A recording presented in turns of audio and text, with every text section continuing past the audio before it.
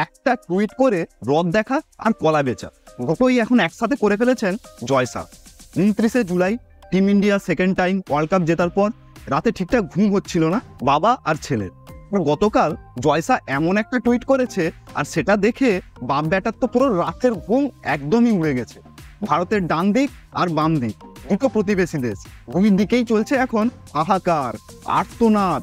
দুই দেশের মিডিয়া এখন ক্যালকুলেটর নিয়ে বসেছে, কিন্তু কোনো হিসাব মেলাতে পারছে না, বুঝতে পারছে না এসব সত্যি নাকি আবার এখানেও বিসিসিআই জয়সা এরা চিটিং করেছে। কি এমন টুইট করেছে জয়সা যেটা দেখে রাতের ঘুম উড়ে গেছে আমাদের প্রিয় প্রতিবেশী দেশ পাকিস্তান আর বাংলাদেশের। কেন তারা ঘন্টার পর ঘন্টা বিভিন্ন টক শো বানিয়ে হাহাকার করছে, কান্নাকাটি করছে, সব কিছু নিয়ে আজ এই video. Hello and welcome back বন্ধুরা, আমি অগ্নি আর ক্রিকম্যানিয়াতে আপনাদেরকে আবার স্বাগত জানাচ্ছি। 13 বছর পর ইন্ডিয়া আবার ওয়ার্ল্ড কাপ জিতেছে। তারপর থেকে টিম ইন্ডিয়ার উপর যেন টাকার বৃষ্টি হচ্ছে, আর টাকার বৃষ্টি দেখে আমার প্রিয় বাংলাদেশি আর পাকিস্তানিদের রাতের ঘুম উড়েছে। সারা দিন আর সারা রাত কান্নাকাটি করে বালিশ ভিজিয়ে ফেলছে। টি20 ওয়ার্ল্ড কাপ জিতে টিম ইন্ডিয়া এমনিতেই বিশাল একটা অ্যামাউন্টের প্রাইজ মানি পাচ্ছে আইসিসির কাছ থেকে। আইসিসি একটা উইনিং মানি দিচ্ছে টিম ইন্ডিয়াকে, সেই প্রাইজ মানিটা বিশাল, আইপিএল এর থেকেও বেশি। আইপিএল এর উইনাররা, আইপিএল এর যারা উইন হয়েছে 2024 সালে কেকেআর, তারা আইপিএল জিতে পেয়েছে $2.4 মিলিয়ন, মানে প্রায় 20 কোটি টাকা। আর টি20 ওয়ার্ল্ড কাপ চ্যাম্পিয়ন হয়ে ইন্ডিয়া কত পেয়েছেন জানেন? পেয়েছে $2.45 মিলিয়ন, মানে প্রায় 20 কোটি 42 লাখ টাকা। সঙ্গে 140 কোটি মানুষের ভালোবাসা আর আশীর্বাদ এটাও পেয়েছে। দেশের হিরোদের বরণ করা হবে একদম পুরো রাজার মতো। উল্টো দিকে পাকিস্তান আর বাংলাদেশ পেয়েছে বাবাজি কা থুল্লু। সঙ্গে বোনাস পেয়েছে তাদের সাপোর্টারদের খিস্তি, গালাগাল, চোরের মতো লুকিয়ে লুকিয়ে তারা বাড়ি ফিরতে হচ্ছে তাদের লুকিয়ে। পাকিস্তানিদের তো আর দেখাই যাচ্ছে না মার্কেটে, কাংলুরা সারাদিন তাদের ফ্রাস্ট্রেশন সোশ্যাল মিডিয়াতে এসে ছাড়ছে। ঠিক সেই সময় জয়সা এমন একটা টুইট করেছে যেটা পুরো আগুনে ঘি ঢেলে দিয়েছে। কি সেই টুইট আপনাদের পড়ে শোনাই। জয়সা টুইট করেছে, I am pleased to announce prize money of INR 125 crores for Team India for winning the ICC Men's T20 World Cup 2024. The team has showcased exceptional talent, determination and sportsmanship throughout the tournament. Congratulations to all the players, coaches and support staff for this outstanding achievement. এর মানে কি দাঁড়ালো? যে BCCI world cup জেতার জন্য আনন্দে team ইন্ডিয়ার player, coaching staff, support staff এদের জন্য একটা প্রাইজ মানি অ্যানাউন্স করেছে, যার টাকার অঙ্ক 125 কোটি টাকা। হ্যাঁ, ঠিকই শুনছেন, 125 কোটি টাকার প্রাইজ মানি, যা ওয়ার্ল্ড কাপের প্রাইজ মানির প্রায় 6 গুণ। এত বিশাল বড় অ্যামাউন্ট সত্যিই ভাবা যায় না। পুরো টিমের এত বছরের পরিশ্রমের পারফেক্ট প্রাইজ। আর এটা দেখেই ঘুম উড়েছে আমাদের বন্ধুদের। ক্যালকুলেটর নিয়ে হিসাব করতে বসেছে যে এই অ্যামাউন্টে তাদের টাকায় কত হয়। তাই আমিও একটু হিসেব করতে বসেছিলাম যে এই টাকায় কটা পিএসএল বা বিপিএল সিজনের ফার্স্ট প্রাইজ মানি দেওয়া যাবে। ইন্ডিয়ান 125 কোটি টাকা, মানে পাকিস্তানি টাকায় প্রায় 416 কোটি টাকা, হিউজ অ্যামাউন্ট। পিএসএল উইনাররা পায় পাকিস্তানি টাকায় 14 কোটি টাকা।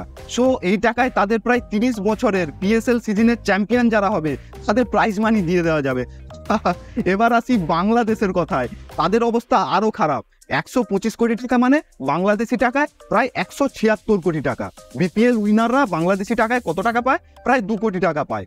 আর মানে এই টাকায় তাদের 88 বছরের বিপিএল এর প্রাইজ মানি দেওয়া যাবে। ফার্স্ট যারা হবে তারা 88 বছর পেতে পারে। মানে ভেবেই আমার খুব হাসি পাচ্ছে। আর এই জায়গাতে হাহাকার, আর্তনাদ, কান্নাকাটি এসব শুরু করেছে বাপ বেটা। তারা বিশ্বাসই করতে পারছে না এটা সত্যি কিনা, সত্যিই এটা হতে পারে কিনা। পাকিস্তানিরা তো বলছে যে তাদের দেশের জিডিপিও এত ভালো না, যা ইন্ডিয়ান প্লেয়াররা এত প্রাইজ মানি পাচ্ছে তাদের জিডিপিকে হারিয়ে দিচ্ছে। আমার বাংলা বন্ধুরা, তাদের সফটওয়্যার আবার এত বড় অ্যামাউন্ট তারা নিতে পারছে না, তাদের সফটওয়্যার হ্যাং হয়ে গেছে।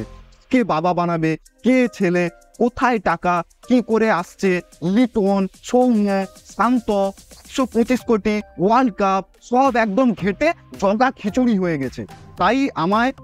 তাই আমি আমার বন্ধুদের উদ্দেশ্যে বলছি, বন্ধুরা, লোকের সাফল্যে হিংসা করো না, তোমাদেরও হবে। তবে কবে হবে সেটা আমার জানা নেই। 2124 সালে হতে পারে, কিন্তু সেটা দেখার জন্য আমরা কেউই থাকবো না। তাই সুরিয়ার পা বাউন্ডারিতে লেগেছে কিনা জুম করে ফটোশপ করে দেখে সময় নষ্ট না করে বারবার বাবা পরিবর্তন না করে হেরে যাওয়ার পর অজুহাত না দিয়ে একটু খেলায় মন দাও বাবারা। আমাদের বিরাট, রোহিত, জাদেজারা জায়গা ছেড়ে দিল, জুনিয়রদের জন্যই জায়গা ছেড়ে দিল। আমাদের ইয়ংস্টাররা সব রেডি সামাকা মাচানোর জন্য। তোমরা কতদিন এইসব বুড়া মাহমুদুল্লাহ, সাকিব এদের দিয়ে চালাবে? নেক্সট জেনারেশনকেও তো তৈরি করতে হবে, রেডি করতে হবে। তা তো আছে বলে আমার মনে হচ্ছে না। বন্ধুরা, তোমাদের নেক্সট জেনারেশন তো সোশ্যাল মিডিয়াতে মুখের কথাতেই 10 বার ওয়ার্ল্ড কাপ জিতে গেছে, তারা ওয়ার্ল্ড কাপ ট্রফি অলরেডি তুলে নিয়েছে, কিন্তু সোশ্যাল মিডিয়াতে জয় শাহের এই একটা টুইট তোমাদের যা অবস্থা খারাপ করেছে বন্ধুরা।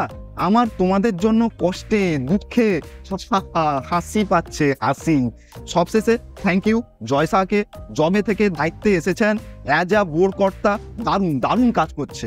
রোহিতকে টোটালি ব্যাক করেছিল, অনেকদিন আগেই অ্যানাউন্স করে দিয়েছিল যে রোহিত ভাই এবারে T20 ওয়ার্ল্ড কাপের ক্যাপ্টেন থাকবে। টিমের জন্য অনেক কিছু করেছেন, আর শেষে এই যে বিশাল বড় অ্যামাউন্টের প্রাইজ মানিটা দিয়েছে, যা প্লেয়াররা, কোচিং স্টাফরা, সাপোর্ট স্টাফরা ডিজার্ভ করে, সেটার জন্যই থ্যাংক ইউ জয় শাহকে। একটা টুইট করে জয় শাহ যেমন দেশের মানুষকে সবাইকে আনন্দে খুশি করে দিয়েছে, ঠিক তেমনই ভূমিকম্প হয়ে গেল পাশের দুটো দেশে। এটাই হলো silent surgical strike. Thank you Jay Shah ভাই, থ্যাংক ইউ সো মাচ। বন্ধুরা, এই হিউজ অ্যামাউন্টের প্রাইজ মানির ব্যাপারে আপনাদের রিয়াকশান কি কমেন্ট করে জানান।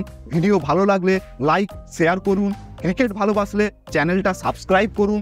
আসছে আবার নতুন ভিডিও নিয়ে, ততক্ষণের জন্য জয় হিন্দ আর টাটা।